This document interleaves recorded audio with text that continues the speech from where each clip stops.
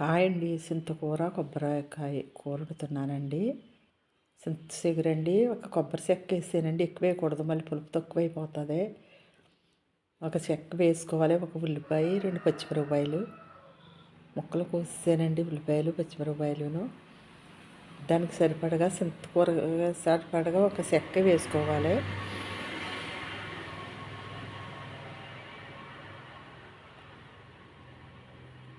ఉల్లిపాయ ముక్కలు వేసుకుని బాగా ద్వారగా వేగనివ్వాలి. నా ఛానల్ సపోర్ట్ చేయండి, లైక్ చేయండి.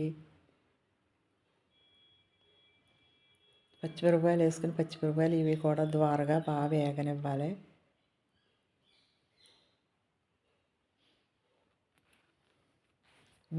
నేను చేసిన కూరలు మీకు నచ్చితే కాక నా ఛానల్ సపోర్ట్ చేయండి. నేను పెట్టిన వీడియోలు మీకు కాక నచ్చితే కాక సపోర్ట్ చేయండి, లైక్ చేయండి.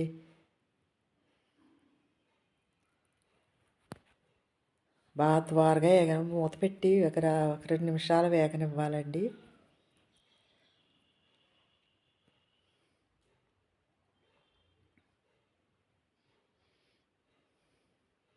పసుపు వేసి పచ్చివాసన పోయే వరకు వేపుకోవాలి. వేపుకున్న తర్వాత కొబ్బరికూర వేసుకోవాలండి. కొబ్బరికూర వేసుకుని కారం వేసుకుని 2 నిమిషాలు పచ్చివాసన పోయే వరకు కూడా మగ్గనివ్వాలి.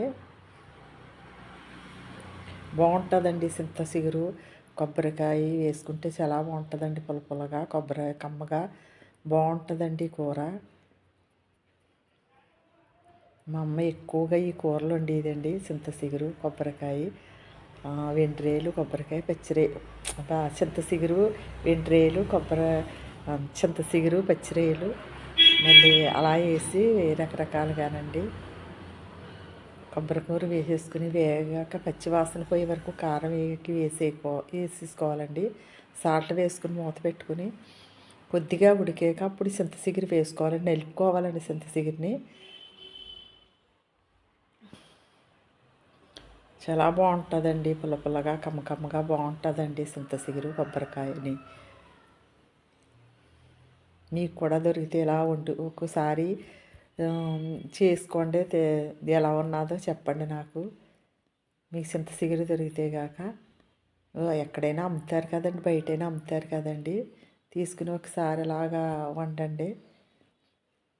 బాగుంటుందండి. కమ్మగా పుల్లగా కూడా బాగుంటుందండి. దగ్గర పడే వరకు కూడా మూత పెట్టుకుని బాగా మగ్గనివ్వాలి. పప్పు చింతకూర వండుకోవచ్చండి. మళ్ళీ ఈసారి పప్పు చింతకూర చేస్తానండి.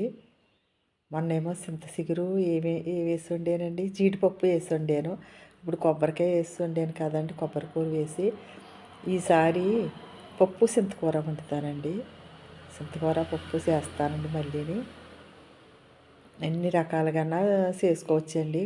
చింత చిగురు కొబ్బరికాయ పచ్చడి చేసుకోవచ్చండి.